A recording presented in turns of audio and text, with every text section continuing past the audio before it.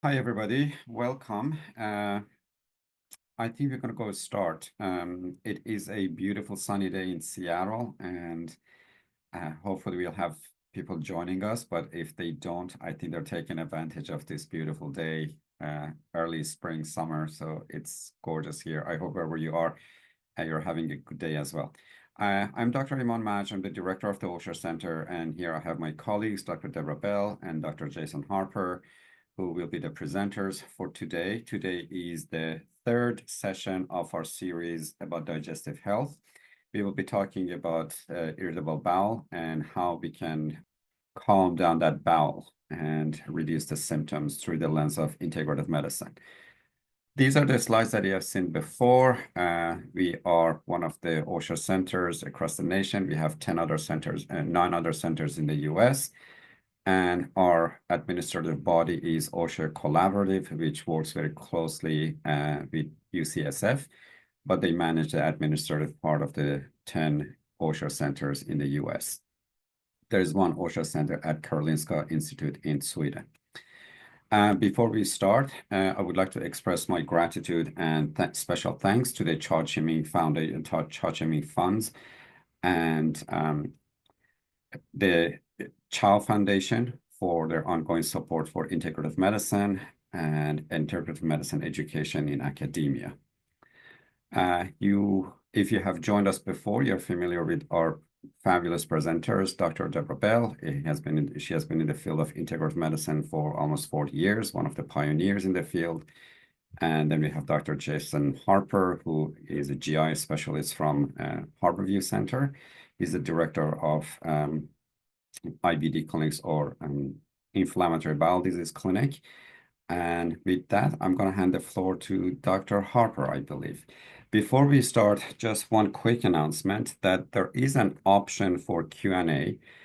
Please go ahead and put your questions in the Q&A. And we will open the chat option about 15 minutes before the end of the session. So the chat option will be open later, but right now the Q&A option is open. You can put your question there. With that, we're going to go listen to Dr. Harper. Great. Thank you for the introduction. Can't believe this is the last one. This has been such a pleasure, and I really, again, can't thank enough the Osher Center and the sponsors for these talks for the opportunity to do this. So today, I'm going to talk to you all about the low FODMAP diet. This is a version of a talk I've given to our GI fellow trainees, and I've edited it a bit for the context of today's discussion, but I decided to leave in a little bit more of the sciencey clinical background, both because I think it's interesting, and depending upon the audience listening to this, I think that there's hopefully things that people, whether they're clinicians themselves, whether they're individuals living with irritable bowel syndrome, can potentially find of use about this. As a practicing gastroenterologist, the low FODMAP diet, I would say several things about it. First and foremost, and I believe this strongly, when we are using diet as medical therapy, then we need to consider the diet in and of itself, just like we would any conventional medication, any supplement that we're using. If we are using something for medicinal purpose, we should treat it as such. We should understand why we're using it. What are we expecting? How long does it take to work?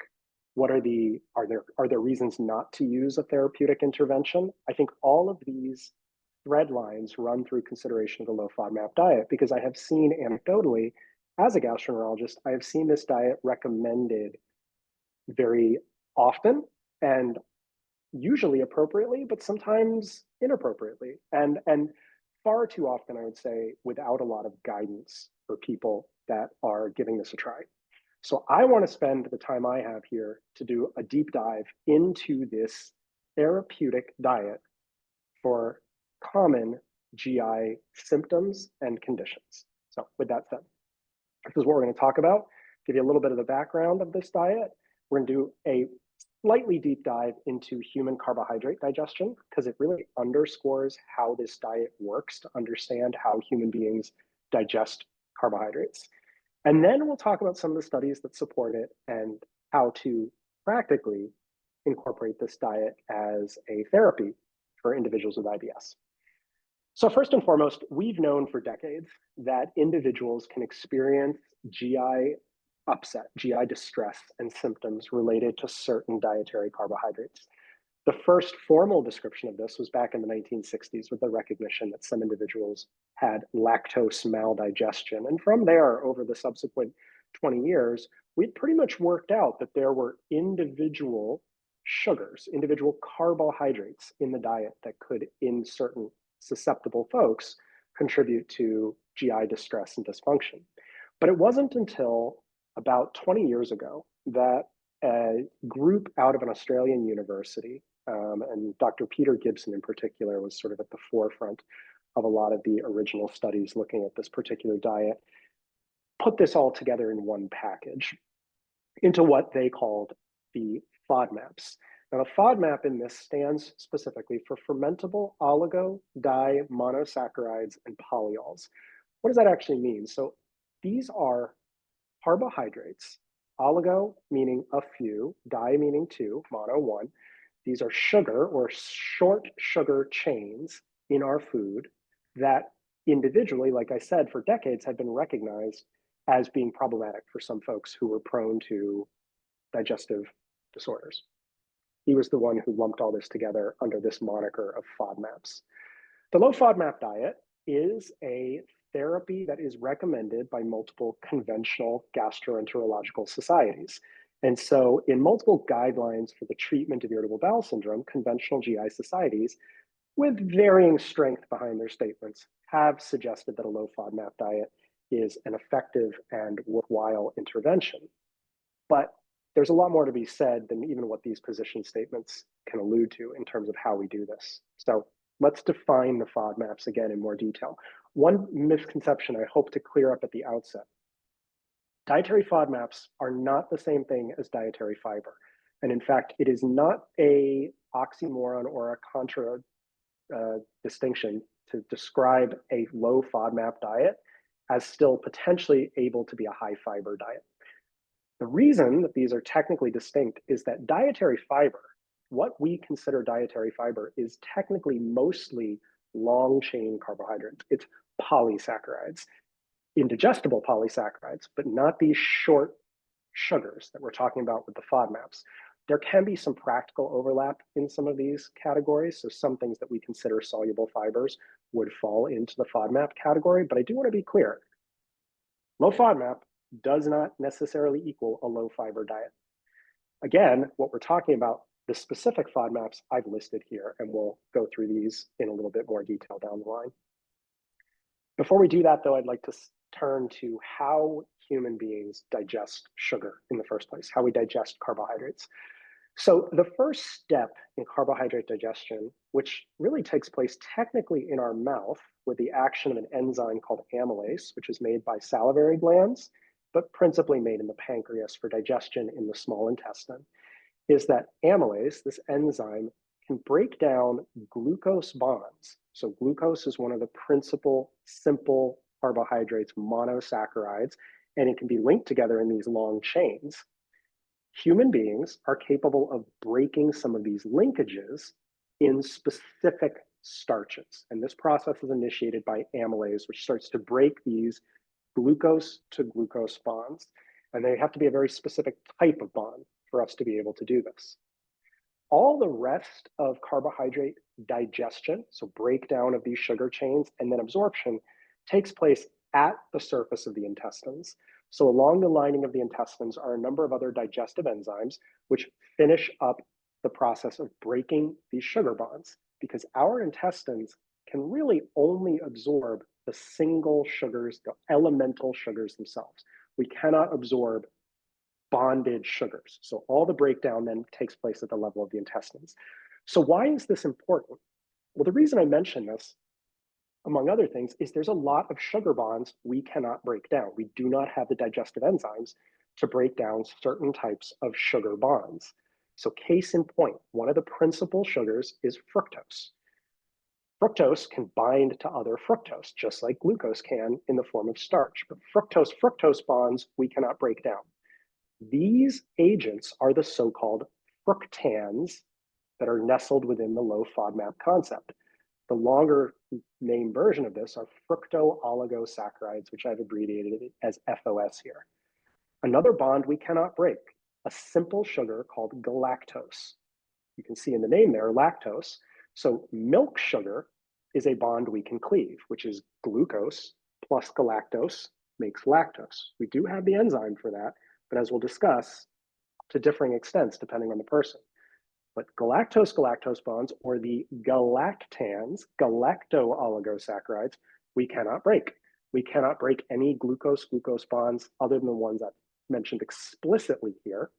And there are forms that you'll often see as a food additive, something called resistant starch, like resistant maltodextrin. There's also natural resistant starches, which have a lot of glucose-glucose bonds that we have trouble breaking down. And this can contribute to a fiber-like effect from this resistant starch, even if it's not technically a dietary fiber.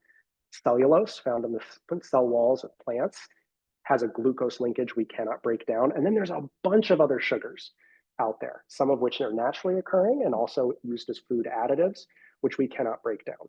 There's a lot of things we can't break down. And why is that a problem? Well, this is the concept behind the low FODMAP diet. Sugars, in whatever form that we do not break down and absorb in our intestines, do several things. One is they have to stay dissolved in water. Without getting too deep in the weeds on this, essentially what this means is that sugar in your small intestine that does not end up getting absorbed is going to pull water along with it when it gets into the colon. So your colon is going to have a little bit more work to do in terms of more water to reabsorb, AKA diarrhea. The other thing that's really important to understand, human beings do not have the digestive enzymes to break down some of these FODMAPs. But guess what does? Some of our intestinal bacteria. So the other thing that happens when you pull a bunch of these sugars into the bacteria-rich parts of the digestive tract, AKA the colon, those bacteria can start to break down the sugar. That leads to this F component, the fermentation that takes place. It's going to increase intestinal gas, as well as create other volatile compounds that can affect GI transit, motility, and function. This has been demonstrated. So this is proof of concept that if you feed individuals, this is not unique to irritable bowel syndrome. If you feed folks a high FODMAP diet, and I think this is completely separate from any symptoms they may or may not have from it, you do increase water content in the colon, and you increase gas content in the abdomen after eating a high FODMAP meal. However, what differentiates somebody with irritable bowel syndrome from somebody that does not have irritable bowel syndrome is not easily traceable to these factors. And the important thing to keep in mind about that is it's because what we call, and Dr. Bell is going to speak to this, what we call irritable bowel syndrome is really a cluster of factors that manifest themselves in similar symptoms for individuals that have that diagnosis. But the actual amount of water, amount of gas that's being presented into the colon does not serve as a reliable indicator of somebody who's going to have irritable bowel or not. It does differentiate, though, who might have symptoms from the same amount of gas or water. We'll do a little bit more of a deep dive now into these components of the FODMAP. So I've mentioned the fructans, or the fructooligosaccharides, the galacto-oligosaccharides. These are compounds that are found in many of the foods that I've listed in this chart here, and which are notorious in some cases for being very gas-causing compounds within these foods. So when you think of galactans, you think of beans and legumes, which contain quite a bit of these galactans. An interesting note I'll make here is that wheat products, which are selectively reduced on a strict low FODMAP diet, the reduction in wheat intake has nothing to do with gluten, because gluten is a protein, not a carbohydrate. It also has nothing to do with the fiber content of wheat. What it actually has to do with is the fructan content of wheat. Fructans are present in wheat to a reasonable amount. So if you're doing a fructan elimination, hence why you would decrease your intake of wheat products.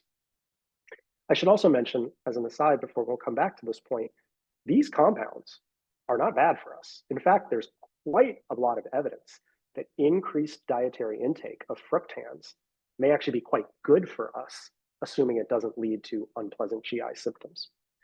lactose. So this is, again, I think there's quite a story to be told, in particular about sort of cultural intersections with medicine and how historically the consumption of dairy products, which has been recommended by health agencies in the United States, not, as long as I can remember to some extent. This is really, there's quite a story to be told, though, that most of the world's adult population does not digest lactose very well. Most of the adult population in the world loses the ability over time to break down milk sugar. In infants, there are rare cases where even infants have trouble breaking down milk sugar, but that's not really what we're talking about here. We're talking about adult lactose maldigestion. So again, I think it says something that dairy has been such a pitched component of our diets, when it's really, for most of the food cultures around the world, dairy incorporation is not a significant part of the diet. One of the themes that you'll see when you're considering FODMAPs and the FODMAP content of foods is that it varies, and it's important to measure it in some objective sense, because some foods within a category actually contain very little of the potentially offending FODMAP. Case in point, dairy products. The amount of actual milk sugar or lactose that's in these products varies considerably depending on the product. And so you can see here, there's a lot of things that are dairy products that contain very little lactose, and therefore would be appropriate for somebody who is on a low FODMAP diet. And there's other things that might surprise you on this list that actually have quite a bit of lactose that people doesn't really come immediately to mind, perhaps. Fructose. There's an interesting story to be told about fructose as well. So fructose is a simple sugar. It's a monosaccharide, so single sugar.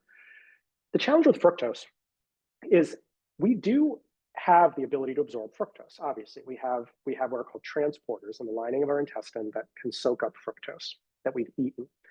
The challenge is that this process, and I've highlighted it here, this process is what we call a saturatable process, which means that all of us, to varying extents, but all of us have a ceiling in terms of how much fructose we can absorb at any one time. And if we go above that ceiling, it's just going to be dumped into our lower intestine. We cannot absorb an unlimited amount of fructose. Compare that against pure glucose. The human intestine, for all practical purposes, can soak up glucose like a sponge almost no matter how much you put in. I mean, that's not 100% true, but for all practical purposes, it is. You can put glucose into the intestines, they'll soak it up. Fructose, you won't.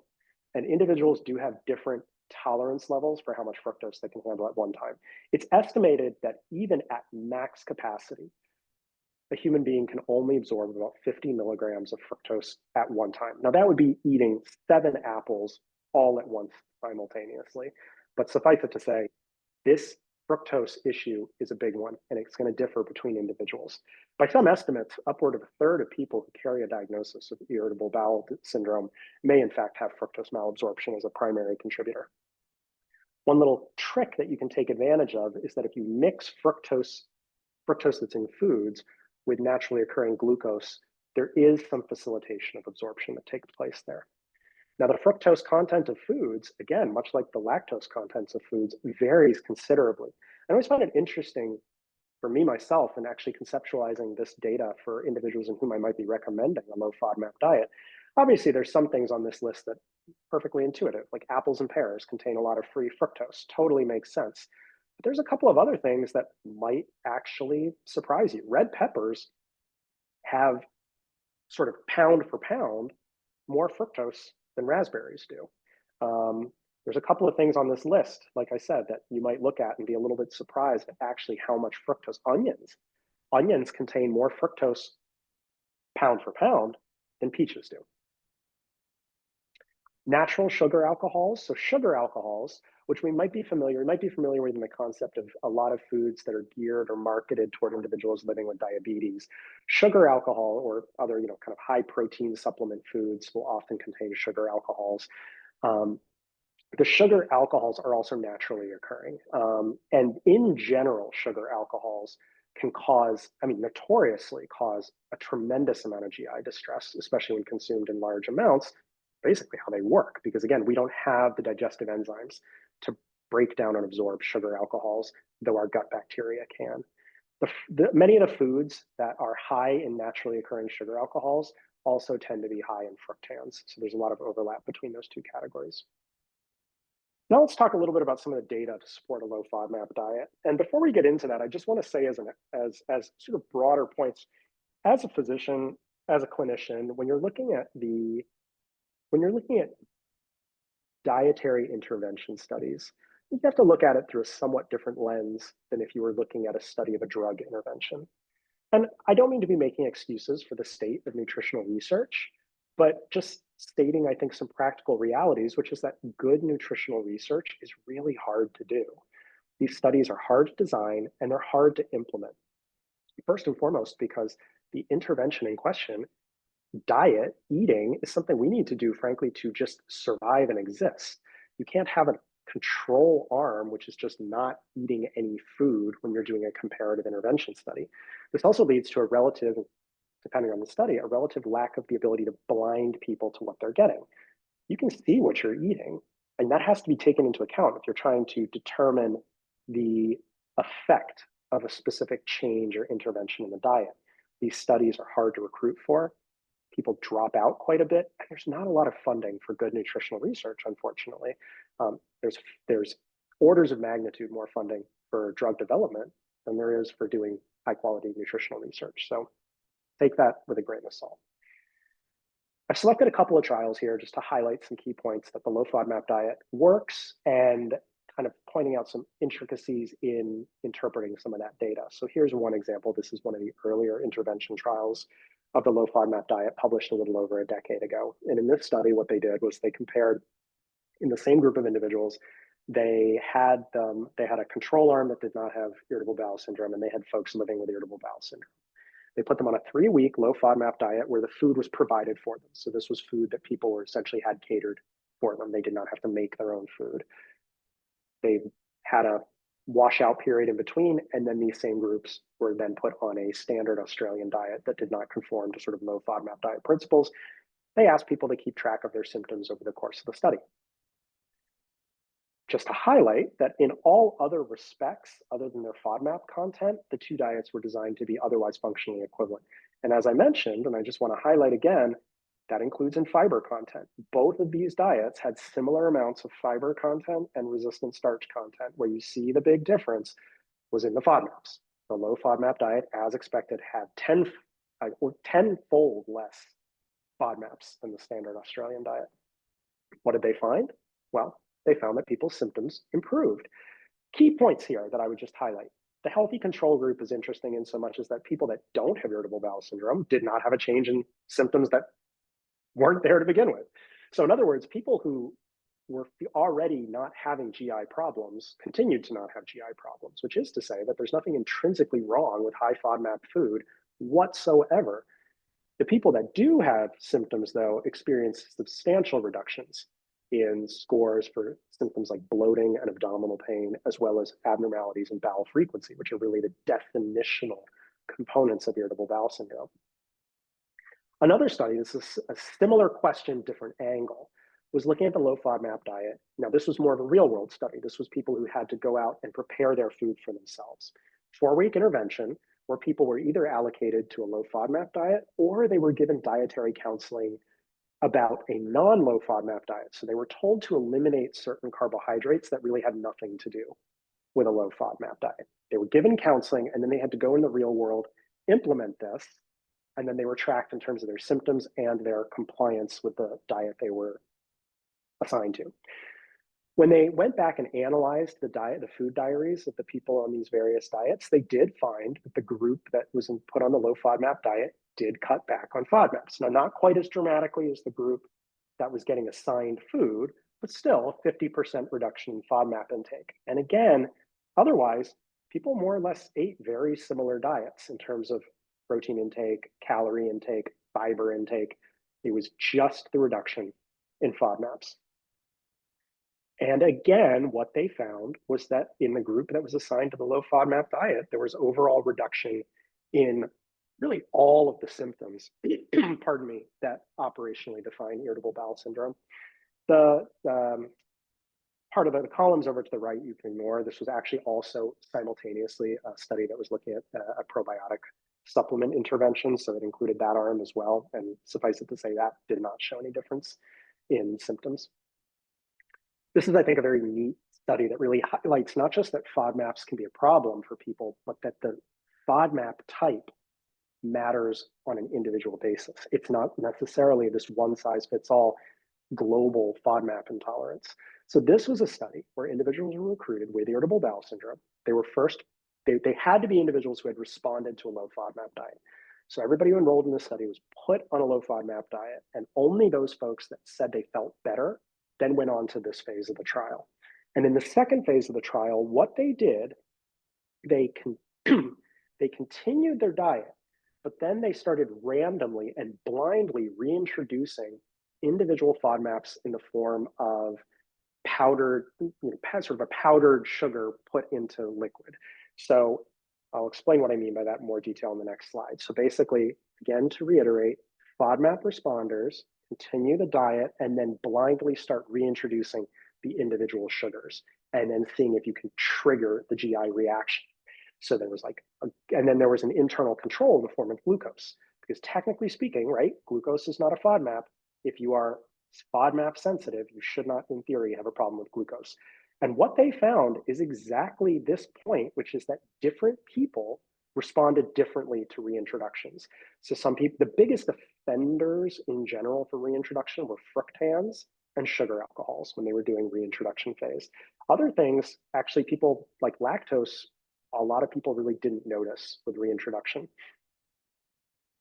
This is another study that was recently published, very similar concept of blinded reintroduction of FODMAPs, this time in the form of a baked good that contained the FODMAP kind of hidden within the baked good. Similar idea though. They found that blinded reintroduction, in particular fructans, was the one that was most associated with recurrence of symptoms. So if we think if I've hopefully pitched a good case that the low FODMAP diet can be a helpful intervention for individuals with irritable bowel syndrome, the next question becomes, and the final question is, okay, so how do we use this? And I want to go back to a point I made originally, which is that this is a specialized diet that is meant to be used for a purpose. And as such, I think we should consider introducing it to an individual with irritable bowel syndrome just in the same way we might introduce a new medication, a new supplement, any new intervention. So you need to make sure it's the right intervention for the person. You need to set a framework for how long you're going to do it. When do you expect to see a result? I would strongly recommend, if you're considering this and you have access to it, that you should be working with a GI dietitian who's familiar with this concept. Cannot emphasize that enough. We'll go over that more.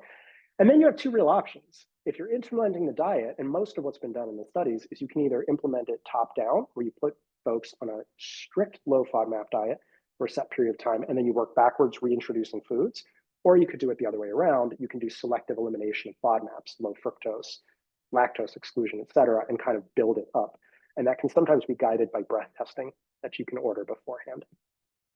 Are there harms? Are there risks to a low FODMAP diet? Medically speaking, not necessarily, but I do want to emphasize that this is not intended to be, ideally, a long-term intervention for people.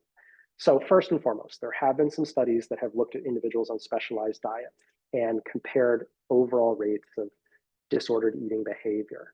And in one particular study, individuals who are on a low FODMAP diet had among the highest rates of self-reported disordered eating behaviors. So again, I would be very careful about using a low FODMAP diet in somebody with a known history of an eating disorder in recovery, and providing a lot of support if I was going to do something like that. And then I would emphasize that the low FODMAP diet is a symptom-driven intervention. It's designed to help people manage their symptoms. Big thing I have seen. So I work also in the realm of inflammatory bowel disease. I can't tell you how many people have come to see me in consultation who were told by previous GI practices to be on a low FODMAP diet for no particular reason. A low FODMAP diet is not going to treat inflammatory bowel disease. It's not going to treat celiac disease. It's not going to necessarily treat small intestinal bacterial overgrowth. It can help manage symptoms in a lot of different cases. It's not unique to irritable bowel syndrome in that regard, but it is not a primary treatment for these conditions. And in fact, I think that's the key, is that when you're implementing a change like this, you should also be thinking out loud about what else can we bring to the table in addition to a low FODMAP diet. I also would mention that, some of these things, some of these eliminations, they're not of intrinsically harmful parts of our diet. Foods that are high in fructooligosaccharides, an increased intake of fructooligosaccharides has been positively associated with better cardiometabolic health. These agents seem to, among many other things, attenuate the rise in blood sugar that can occur after a large meal. You do need to be careful about calcium intake on a low FODMAP diet because of the number of exclusions within the dairy category and our food culture's overemphasis on dairy as a source of calcium. There are multiple other sources of calcium in the diet or supplemental calcium that can be provided, but it is one area of nutrient adequacy you might need to be a little bit careful of with a low FODMAP diet. Are there ways to predict who's going to be more likely to respond to a low FODMAP diet? Maybe. There have been studies that have looked at pre-intervention testing to see if you can differentiate this person will have a response versus this person won't. This is one such study which suggested that individuals who have high levels of hydrogen gas in their breath at baseline might predict the responsiveness to a low FODMAP diet. This form of testing is typically used to diagnose another condition which often overlaps with irritable bowel syndrome, SIBO, small intestinal bacterial overgrowth. But in this particular case, this breath testing was more point of care testing, it was not SIBO testing per se. If you were going to implement a low FODMAP diet, I would put in a pitch, a very strong pitch, to work with a registered dietitian who has familiarity with working with folks living with GI conditions. All the clinical trials that have shown the most benefit to this approach included RD support as an intrinsic part of the trial. Again, I'm getting on my soapbox a little bit here. It is not enough to see somebody in clinic and then do a dot phrase that gives them a one-page handout about the low FODMAP diet or points them to a website. That is a great way to confuse people and leave them with sometimes very disordered eating patterns. And I've seen it play out.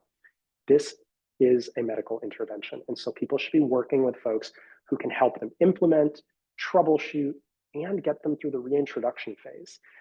If you absolutely do not have access to this type of support from a registered dietitian, there have been studies that have suggested that the next best thing could be app-based platforms, but handouts perform poorly. Like that is not enough. This is an example of one of the apps. It's actually the Monash University app, which can be a helpful adjunct to implementing this. Recipes and also sort of like a food list, food dictionaries that contain the FODMAP content of various foods for people that are doing that work on their own. This is the protocol that Monash University uses for implementation, which is a top-down approach that you implement the diet for 2 to 6 weeks. And then in responders, you start reintroducing. And there's different ways you can consider reintroduction. One of the points I would highlight, all of the clinical trials that I mentioned, the vast majority of clinical data about the low FODMAP diet is if it works quickly. These are short-term interventions. You do not put somebody on a low FODMAP diet for 6 months waiting for it to work. If it hasn't worked within a month, it's not the right approach. So that concludes my component of this. And I just want to emphasize again, responses should be seen within 6 weeks. I think that's a key point. I've sometimes seen people who've been on low FODMAP diets for months on end, and it's not working. That's a problem. If it's going to work, it works a lot sooner than that. Reintroduction is an important part of using the low FODMAP diet as a clinical tool. And there's different ways you can do this. And again, this is where working with a dietitian is helpful. You can test sensitivity by individual components, like we're going to reintroduce fructans and at what amount. Or you can kind of go all in. There's certain foods that have a lot of FODMAPs of different types and put apples on it. Apples are like a FODMAP bomb if you want to test it. And ultimately, in my anecdotal experience, are often one of the few remaining foods that people just have so much trouble with is getting apples back in their diet, which for somebody like myself would be very problematic because I love apples in all their forms. There is breath testing that can be done to help selectively identify some of these FODMAP triggers. Like for instance, you can do fructose testing, you can do lactose testing. It's not super commonly done in conventional GI practice, but these are available. And segueing into Dr. Bell's next part of this, I want to emphasize that I think when you're treating irritable bowel syndrome, and low FODMAP diet might be one of your tools to do so, that you really need to be using it in conjunction with other tools to manage other aspects of the condition that really define the condition. You might land on, yeah, if somebody's got fructose intolerance, some of that may be intrinsic to the individual and you're not going to get around that. But other individuals might have problems with their gut bacteria, with their gut transit time, and their sensitivity to FODMAPs is just a reflection of that. You fix the underlying issue, their FODMAP tolerance can improve. So thank you for your attention, and I'm going to turn it over.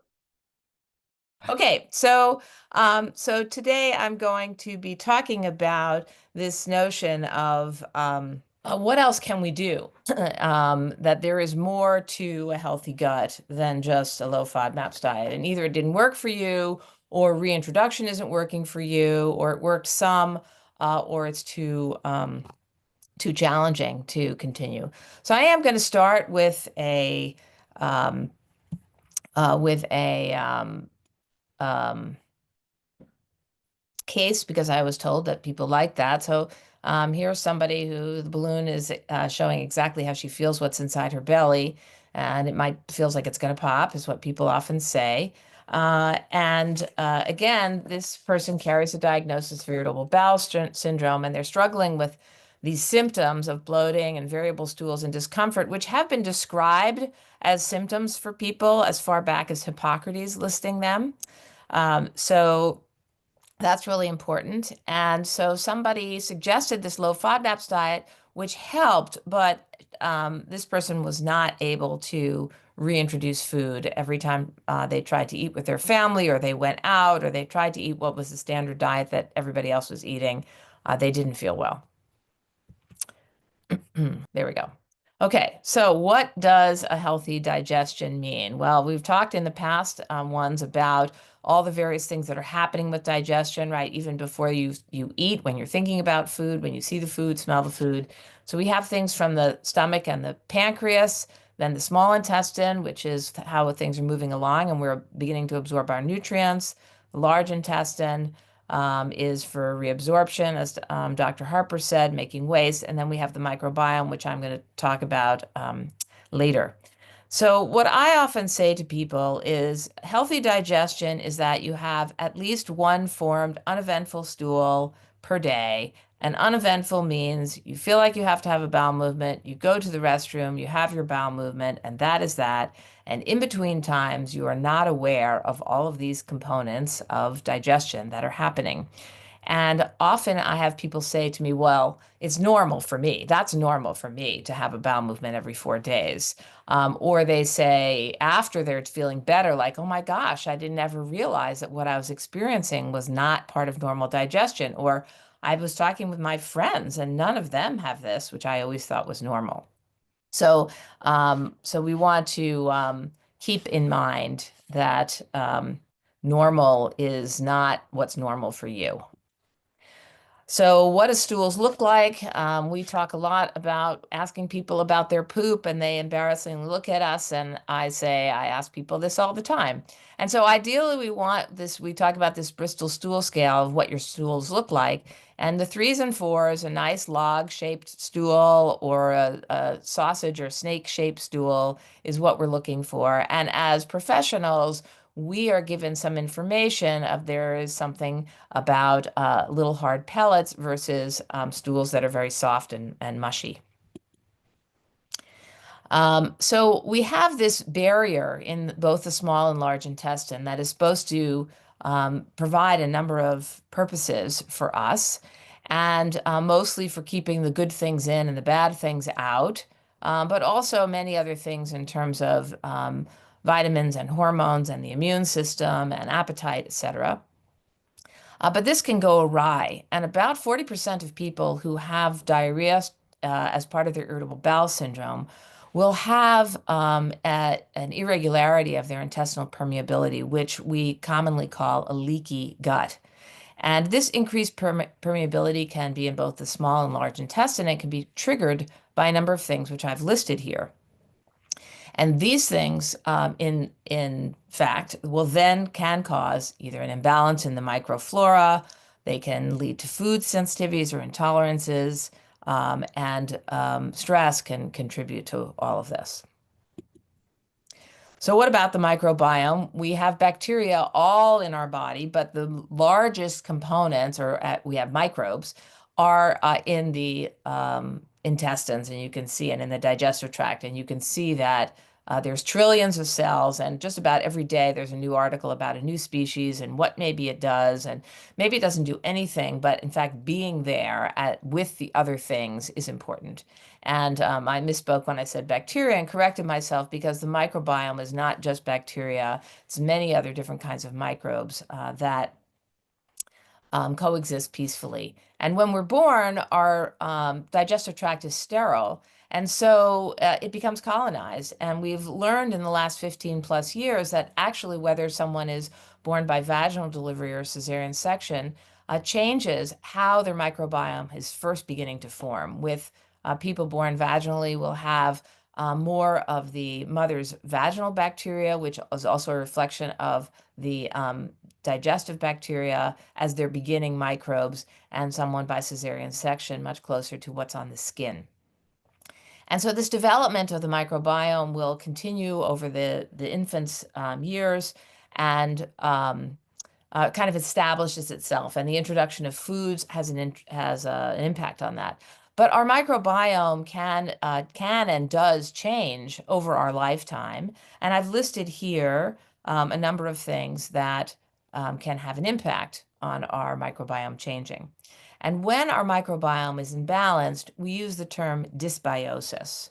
And dysbiosis can also contribute to increased intestinal permeability or leaky gut.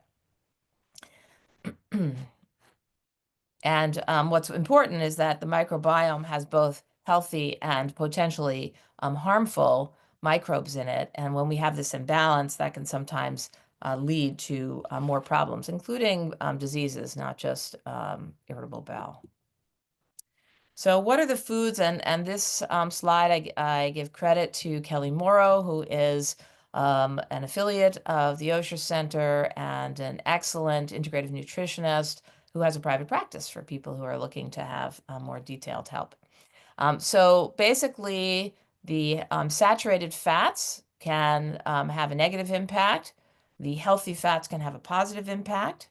And animal-based proteins are more of a problem, and they are also linked to inflammation, and plant-based proteins are helpful for our microbiome.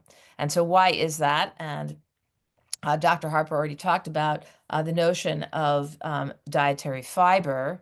And again, these are fermented.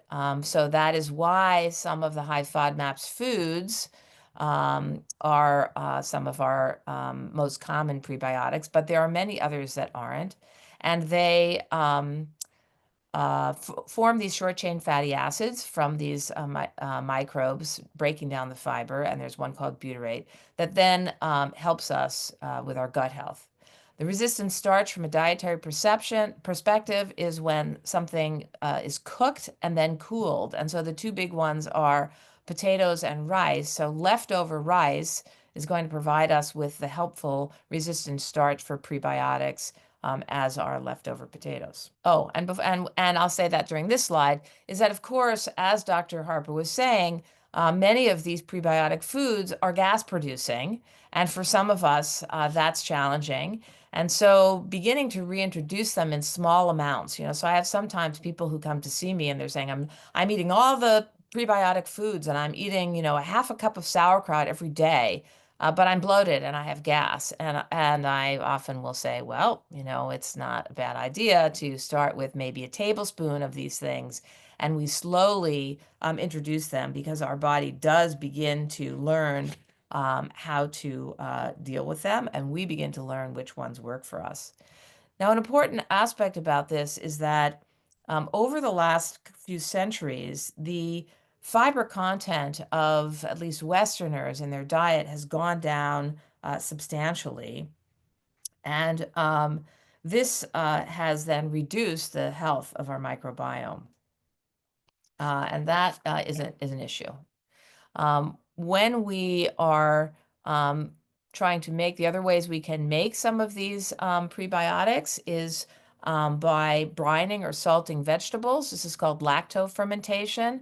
This lacto has nothing to do with the lacto in milk. It actually has to do with lactic acid. And so there are lactic acid producing bacteria that are naturally found in vegetables that will break down the sugars into lactic acid, which is helpful for making our prebiotics. What I often say for pre and probiotics is I use the metaphor of the garden. So in the garden, the plants, the flowers, the veggies, all of those things, those are our probiotics. Those are the things that help us and we like them. And the prebiotic is the soil. And you cannot have a healthy garden without healthy soil. So both the pre and probiotics are important. Now, sometimes because we have so many symptoms and we really are having some difficulty with some of these pre and probiotic foods, we need a supplement. And the issue with supplements is that there are literally hundreds of different kinds of probiotics, and they're not all created equal. And different strains will be used for different symptoms. And that is, again, when having a professional help you to figure out which ones you need. And unfortunately, this is probably not true for Dr. Harper, but gastroenterologists are not as skilled in this information as people who are trained in integrative medicine. And many of the probiotics that have been made by the pharmaceutical industry just have one single strain. And in general, we like to have several strains in a probiotic to have that balance, because again, we don't just have one thing working in our digestive tract. The other thing to keep a watch out for is that if we have sensitivity to the high FODMAPs foods, many probiotics will have inulin or something, the FOS that Dr. Harper mentioned, and these are very high on the FODMAP scale. And so we want to be looking for a probiotic that maybe doesn't contain those. And then I did give you what a general one is if you are looking to try and start something on your own first. And I would shy away from all these products that have 50 billion and 100 billion because too many bacteria, again, can unintentionally make this byproduct of gas and be uncomfortable for people. So the next part is about food. And in integrative medicine, we call the standard American diet SAD. And that is because it has a lot of additives and processed things that Dr. Harper mentioned can be an issue. And so the first thing that I say to people before any kind of major restrictive diet, because a lot of times the low FODMAPs diet is not necessary and it's quite restrictive, is to eat real food. And I like to tell the story of my kids, and many of you who have had small children, they come to the grocery store with you and they say, can we buy this? Can we buy that? And my second child happened to be a very precocious reader, and then his older brother was, reading. So at age 3 and 6, we'd go to the grocery store and I would say, well, let's see what's in it. And if we can't pronounce the word, we don't recognize the word as a food or vitamin, then we're going to put it back on the shelf and find something else. And I realized, well, this is probably a really great thing for everybody to do. To help them to figure out what foods to eat. Because when you go into the grocery store, probably 80 or 90% of food is actually has something in it that's not real food. And it's all these additives that can be very bothersome. The other basic things about our diet is making sure we're drinking enough water, and that if we are having sweets, it doesn't necessarily mean we can never have sweets, but focusing on the natural sweeteners. And you'll see in my list here, honey is not there because it is high FODMAPs. And for some people, sucrose, which is what is in sugar, is harder to break down than some of these other things. And again, these alcohol sugars or sugar alcohols that end in OL are often very difficult for people to digest who have irritable bowel syndrome. Also, for some people, just eating cooked foods and favoring cooked foods rather than raw foods can be a very helpful tool at the very beginning, just by breaking down some of those cell walls and things. I'm just going to say very briefly about elimination diets. There are other elimination diets that are not as extensive. These should always be done with the help of a professional. They should not be done in anybody who has any eating disorders. I don't like to recommend them to anybody under the age of 25. because of the risk of disordered eating. But sometimes eliminating dairy, again, not because of lactose intolerance, but because of the proteins that are difficult to digest, or gluten because of the proteins that are difficult to digest. So there are more people who have a non-celiac gluten intolerance than people who have celiac disease, which is an immune-related issue. And again, an elimination diet is not about permanently eliminating this. It is an investigation, and the systematic reintroduction is as important. And this is something that we use at the beginning while we're working on having a healthy gut. Now, we talked a little bit about motility, of some people having too much motility or not enough motility. And the top four things are things, particularly the psyllium, slippery elm, and flax, are things that are very mucilaginous. And there is a component called mucin that's very important for the intestinal barrier. And so they help us to have a bulky, slippery stool. Guar gum is a low FODMAP prebiotic that also can be very helpful. These are all things we can use in our diet before we necessarily need to be taking a supplement. And then sometimes our motility has a little bit more to do with digestion. Hot water with lemon is something that is an ancient practice from Ayurvedic medicine. And then sometimes using apple cider vinegar and water if you do not have any history of ulcers or already have burning with GERD. If we are going to take a supplement for increasing for constipation, not for people who have diarrhea, then magnesium is the one. And for people who have variable stools, they often can tolerate magnesium glycinate, which is going to have the least effect. So the arrow is actually backwards here. What's going to be the one that has the least effect on our motility? And we're going to get the most magnesium, which we use for other things, from magnesium glycinate, very well absorbed, and the least amount of aggravation. Whereas magnesium oxide I rarely use that because many people end up with, instead of being constipated, they're bloated and they have diarrhea, which to me is not a solution. And then there are the dietary sources of magnesium as well.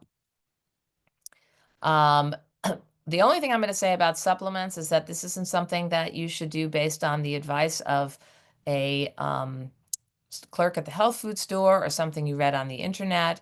This should be done with a professional in the same way that you would be seeing someone for medication.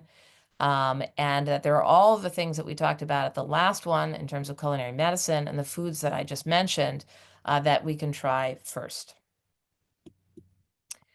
The gut-brain connection is really, really important. Dr. Harper mentioned the notion of hypervigilance, and sometimes just by doing an elimination diet or even just a food and symptom diary, we can't tell because there's multifactorial things, or maybe it has nothing to do with our food, or the food certainly isn't the primary thing. So we want to be aware, very beware of paying too much attention to what we eat, because then the brain can be conditioned to think that food is bad, and we just get symptoms even when we start thinking about food. So we do need to be careful about that. Exercise really can have a positive impact on our motility, both in increasing motility for people who have constipation and decreasing bowel transit time when people have things shooting through. And what happens with that has to do with the stress response. The sympathetic nervous system is this fight or flight. It's setting out an alarm. There's about to be an emergency. And so sometimes from that message, the digestive tract decides either, well, we absolutely have no time to digest because we're going to have to run for our life. So we end up with poor motility and constipation and bloating, or, oh my gosh, we better digest everything right away because we're going to have to run for our life. And we have increased stomach acid and we have diarrhea. So dealing with our stress response and helping us to activate the parasympathetic nervous system, which is rest and digest, is really, really important. And the gut-brain connection is the most important component, in my opinion, because it's something we can do something about, right? Even if we can't do something about our external stressors, we can do things to help to balance out that sympathetic response and the parasympathetic response. These are some resources for stress reduction techniques. And again, you'll have access to these slides. And then, as we mentioned before, there's quite a bit around Chinese medicine and acupuncture that can be helpful for digestive health and irritable bowel syndrome.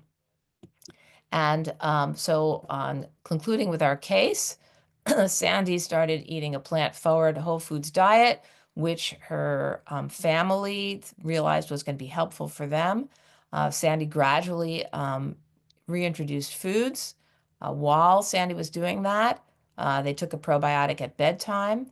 And after several months, they no longer needed to do that, and they were able to use their dietary pre and probiotics. They used a daily guar gum powder, which helped with irregular bowel movement. They engaged in a mindfulness app, which they used regularly, and regular exercise and yoga. And after 3 months, her symptoms began to be better. And by 6 months, there was our healthy digestion. And the family ended up getting a healthy diet as well. So thank you for your attention with that. And I'm going to stop sharing here. And I think we will open it up to questions, which are in the chat. And I don't know if Dr. Maj and Dr. Harper, you've already seen some of these. There's some really good ones. Yeah, they're good So questions. why don't you just pipe in, and I will put in my 2 cents as well. Sure. So Nice. Jason, and Yeah, before yeah. we actually get to the questions, I put something in the chat. Kelly Morrow, this is a doctor that Bell mentioned. She has been working with us. She's a fabulous and wonderful registered dietitian.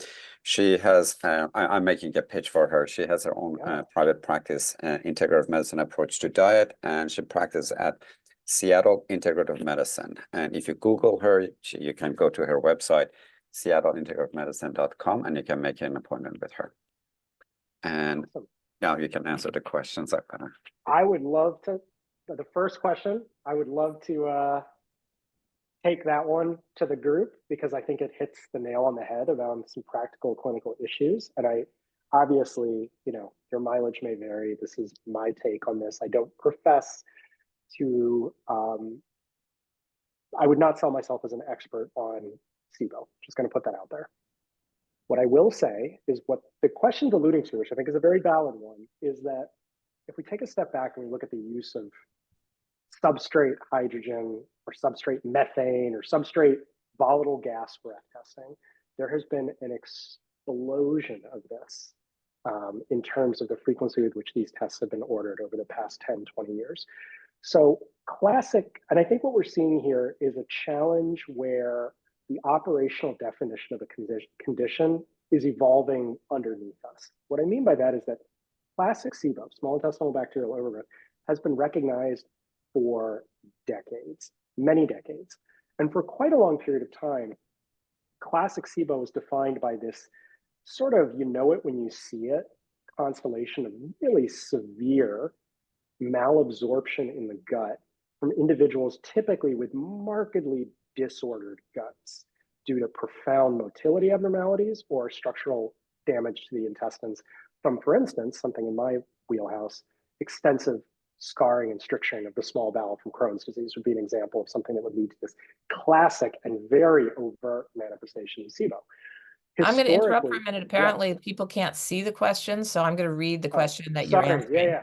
So the question is, do you think there is a role for breath testing in the workup of someone to determine if they have IBS, SIBO, or other GI disorders, and then what kind of testing? So please proceed. That's what Dr. Harper is answering. So historically, SIBO is diagnosed with, in addition to the sort of classic symptoms and presentation, was diagnosed with getting an aspirate and culture of a fluid from the mid-small bowel, which is an invasive, cumbersome, and laborious test to do, even in the best of circumstances. There was a repurposing of this idea that if you give people an absorbable or a non-absorbable sugar, and then you measure the excretion of volatile acids in their breath. So human beings don't intrinsically generate hydrogen gas as part of our metabolism, whereas bacteria can. So when we exhale hydrogen in our breath, that is not something that our bodies are endogenously producing. It's something that's coming from bacterial metabolism. So there was this idea that we could repurpose, in particular, a test that had been around principally as a test of how long it takes for stuff to go from your mouth into your colon, aka the lactulose orocecal transit time test. And there were a number of groups that in the late 90s, early 2000s, started exploring the utility of this test in people with irritable bowel syndrome. And they were finding that a large percentage of people with irritable bowel syndrome would have positive test results on these breath testing platforms. The problem, I think, has always been it wasn't being benchmarked against anything specific.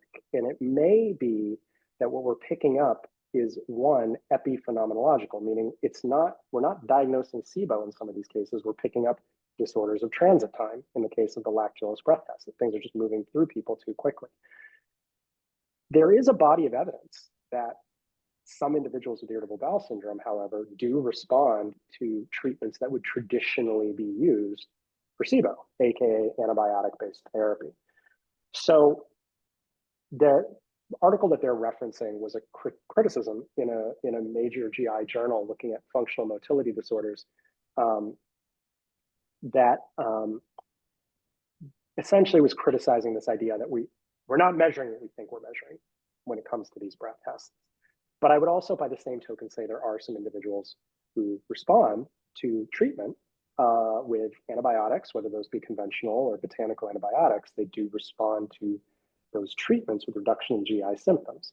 So what does one make of that? I'll tell you what I do, which is I do selectively order breath tests, mostly based on individuals who are interested in the numbers and willing to engage with the idea that this is, at the end of the day, numbers and data can sometimes be helpful for people to form a structure of what we're talking about. But I don't necessarily use those test results to inform my treatment decisions. I know that sounds kind of counterintuitive. It's sort of, if people have symptoms of excessive bloating, digestive distress, and especially if they have diarrhea, there are some individuals in whom a course of antibiotics can prove helpful, regardless of whether or not they've had breath testing before. So I think that's what the controversy is alluding to, is that the breath tests have really taken off, but we're not still sure what we're actually measuring with a lot of them. And I'll just put in quickly, because I want to be able to get to the other questions.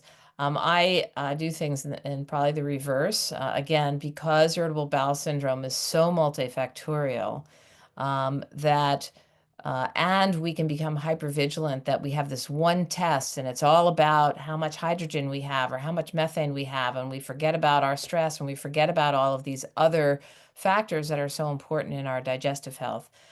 That I think about based on their symptoms. Do I think they have small intestinal bacterial overgrowth? Do I think they're overproducing gases based on the bacteria that's in their digestive tract that's not necessarily from SIBO? And that will sort of guide me in my integrative medicine plan. And I will consider having somebody have SIBO testing done if we're thinking about an antibiotic for SIBO. I generally never use antibiotics for irritable bowel syndrome, even though there's some data, because it's expensive, and then it often comes back if you don't work on all the other issues.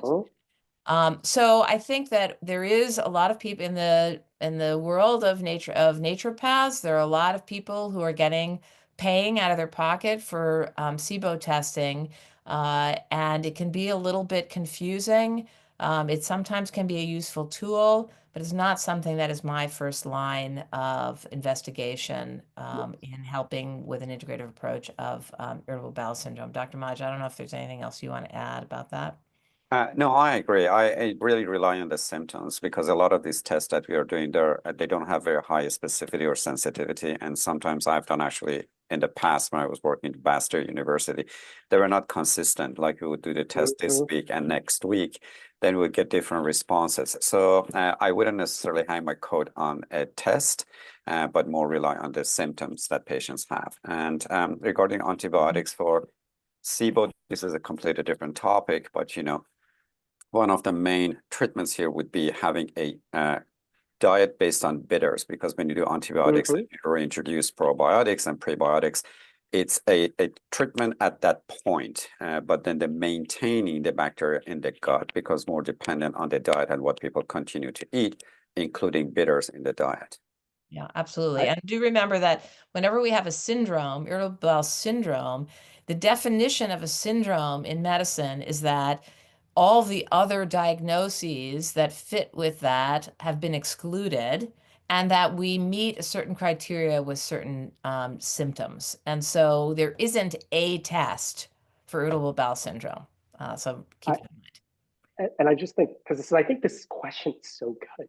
I think a through line that's picked up here is it's not an integrative philosophy to attribute everything to one thing. I think that's such an important point you raised, which is that that's actually sort of anti-integrative to be like, this is the solution to everything. And that's the Right. problem we're starting to see is there's this feeling out there because the healthy controls will often have abnormal breath testing. If you do this, and one of the three of us is probably going to test positive, just statistically speaking.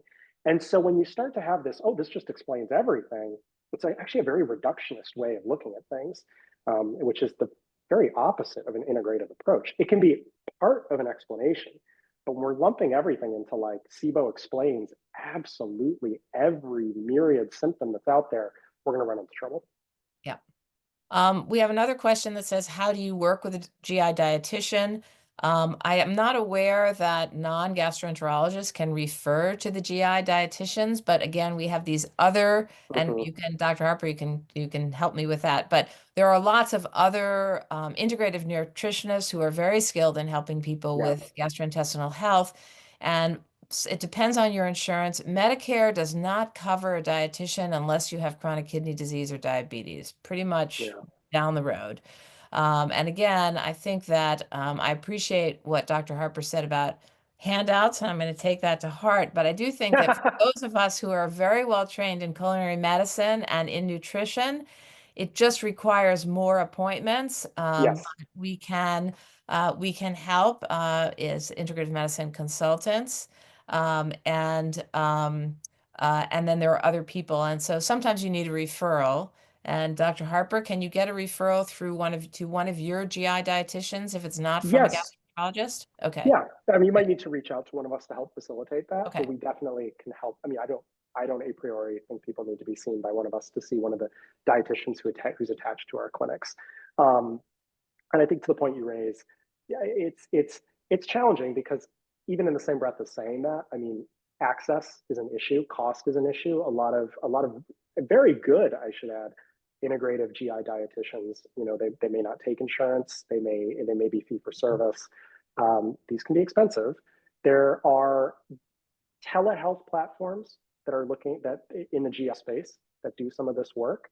But I think at the end of the day, to the point you emphasize, it's if you're doing this kind of dietary treatment, I mean, if somebody themselves, if the provider themselves is very fluent in this language, it's just a matter of still having a support structure for the patient who's having this. And I think the challenge is where I've often seen the FODMAP go awry is when there isn't a support structure, when I've seen people who literally were given, go look it up. And then they come in and they're like, I don't know what to eat. I'm eating nothing. It's like, it's very problematic.